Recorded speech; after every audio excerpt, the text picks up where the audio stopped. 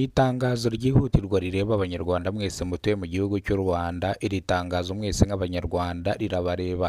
Uyu munsi turi ku itariki 7 z'ukwezi kwa kane umwaka 2026. Uno munsi no kwibuka ku nshuro ya 32 Jenoside yakorewe Abatutsi umwaka w'1994. Abaturage mwese mutuye mu gihugu cy'u Rwanda, abanyarwanda mwese aho muva mukagera, muze twibuke. Mu mujyi wa Kigali turibukira ku rwibutso rwa Gisozi, bivuze ngo mwese muze twibuke, kandi ntihagiye n'umwe usigara mu rugo.